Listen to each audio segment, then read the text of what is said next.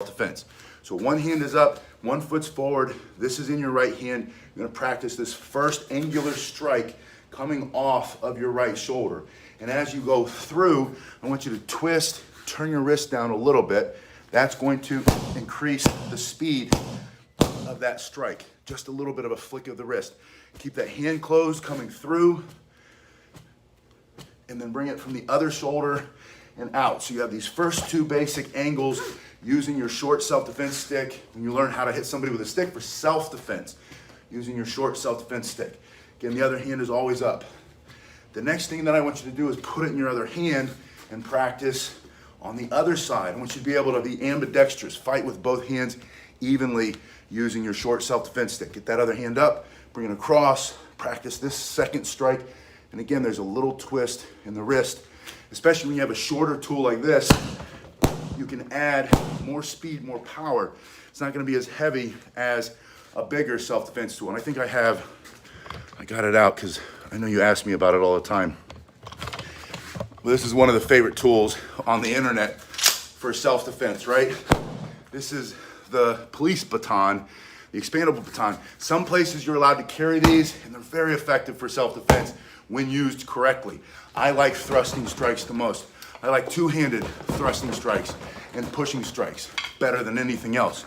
But you can't carry this with you everywhere you go. My point of learning how to fight with a stick is that if you do have this, you'll know how to use it better, right? But the nice thing about that is it's heavy. This isn't as heavy, so you have to add some extra power by snapping that wrist coming forward. So you're coming from here, 1, 2. The next strike I want you to practice is coming around, swinging this arm. Think about coming into the ear, into the neck, into the jaw, into the temple, into the ribs, especially the lower part. You can bring it low, you can bring it down into a thigh, that big sciatic nerve that runs along the side of people's upper thigh here. You hit that, that's very powerful strike, but you're just coming through at any level meaning height, right?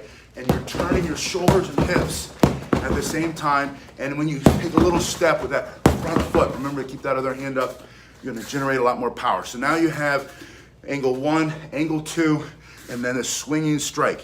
From here, I want you to go into the reverse of that, this pulling strike using the back part, which is why you're gonna have this kind of choked up a little bit, using this back part. And it's gonna be very powerful when you turn your shoulders and hips. This is also nice because it keeps the stick between you and the threat. From here, you're twisting your shoulders, your hips, you're striking with this part, you're pulling with this big back muscle, your lats, you're pulling this into his temple or his jaw or his neck for self-defense. You can put this lower. Maybe you hit him in the ribs here, hit him in the ribs here, bringing it back here. So you have this angle 1, angle 2, and I want you to practice like this with your Japanese tanbo or your self-defense stick, right? This is just an 18-inch stick. I want you to practice both sides evenly, and I want you to practice combination strikes. So you have 1, 2, 3, 4. 1, 2, 3, 4. Not because I think that you're gonna use those necessarily in that combination, but I want you to be familiar with doing multiple strikes in combination, get your heart rate up, get lean, get fighting fit using your self-defense walking stick. When you learn how to hit somebody with a stick for self-defense using a short self-defense walking stick, I want you to be able to turn and snap and be able to outlast. The fight's not over till you win. Be able to outlast the threat, whoever's coming after you. Now, after this strike here, I want you to turn your wrist. Turn your wrist, and you now have this Irish stick fighting flicking motion, right? We have this very fast, very quick. You can do it one hand. The other hand, you turn the shoulders for extension and for more power. You can move in as you do it. And now you're hitting with a lot more force with a very short stick. And again, you might not have this stick with you everywhere you go. I brought some other options to show you. And I love this one because it seems so silly to a lot of people. And it did to me when I first saw it. I thought, you're gonna walk around with a fan, a Kung Fu fighting fan. But then you use it and you realize, well, wait a minute. This thing hits really hard. It's made out of rattan, so it's extremely strong and flexible. when it's closed and you're squeezing it hard, you can strike, and it works really well. Now, it might not be your thing to carry one of these, but you could carry this in the purse, and no one thinks it's a Kung Fu Fighting fan, unless they watch too many Kung Fu movies. But it's just a simple way to apply the skill. Remember, you're gonna take your skill with you because you train at home. You might not take the stick, but you take your skill. You could take the Kung Fu Fighting fan. That's an option. And again, not for everybody. Not everybody wants to do it. You look like Jackie Chan or whatever, but personal choice. The other option is a magazine. And you take the magazine, you can pick these up. A lot of times you go out, you're on a date, you're shopping, you're doing a date night with your husband or your wife, and you find yourself in an area you don't feel safe. Roll up a magazine, hold it firm. Then you have it in your hand, your hand's closed. When you strike with this, it's that same thing, right? You're able to do all the same motions. And this one ripped a little bit, but you didn't rip all the way, didn't compromise it. You still have a lot of force, a lot of power. You just hold on to that and you strike again. Temple, eyes, nose, teeth.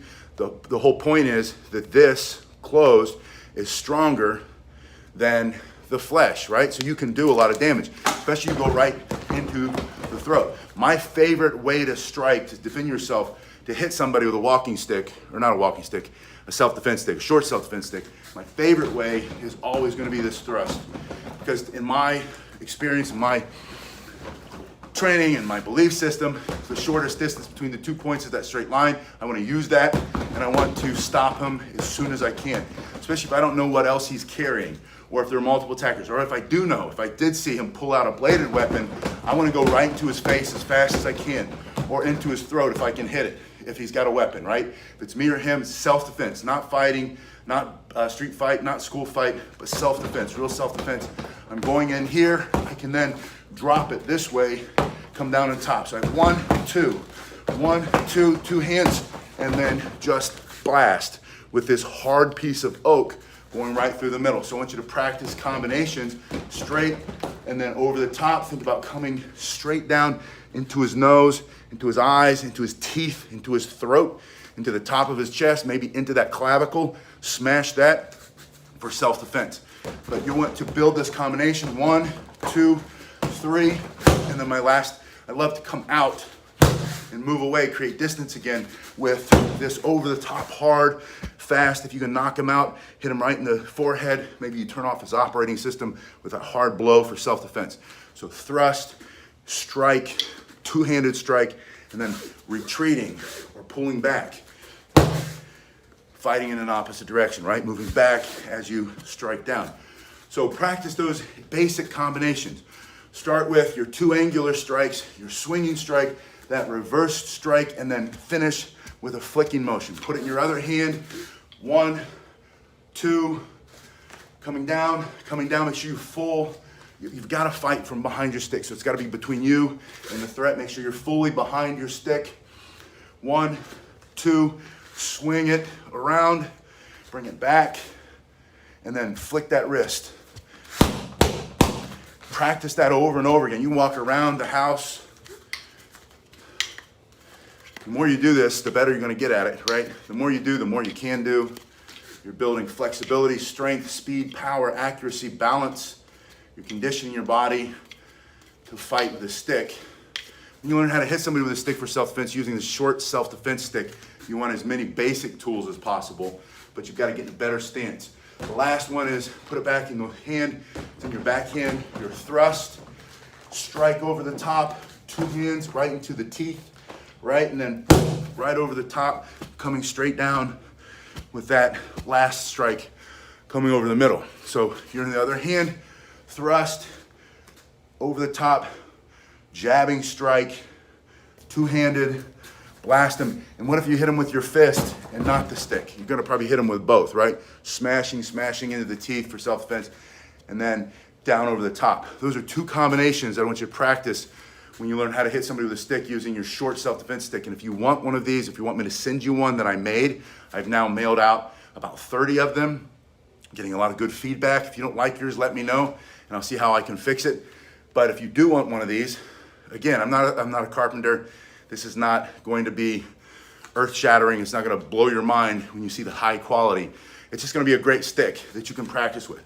Or save your money, invest your time, sweat equity, get a broom, cut it down, go to the Lowe's or Home Depot or do-it-yourself shop and get an 18 or 36-inch walking stick, 36-inch dowel rod, cut that in half. Then you can choose the wood you want. I make these all in oak, and then I sand it really well, I make it super smooth, and then I soak it in oil for a couple days, and then really burn it in by rubbing it in with the hands, right, with a nice rag. And that makes it heavier, so it hits a lot harder, and it makes it flexible so they don't break. If you want to make your own, that's how you do it. You cut it down to the length you want. I suggest a length from your elbow to your fingertip. Traditionally, the tanbo, the Japanese tanbo, is about 18 inches. This, you can see, has about 10 more inches. So the police expandable baton, which hits a lot harder, by the way, but you can't carry it everywhere. These are 28 inches, which is the same exact length as a Kali stick, your Filipino martial arts arnis or eskrima stick. So my suggestion is learn how to fight with every length. I've got 12 inches. I do a lot of 12-inch sticks, and I teach people how to carry those. A lot of women, for some reason, like the shorter, the 12-inch. I make a lot of 12-inch. And by the way, if you want 12 instead of 18, put that in the comment or if you want to buy it from me. Just say, hey, I want 12 or I want 13, I want 15, whatever the length is. And then they carry them in their bags, so they have a stick in their bag.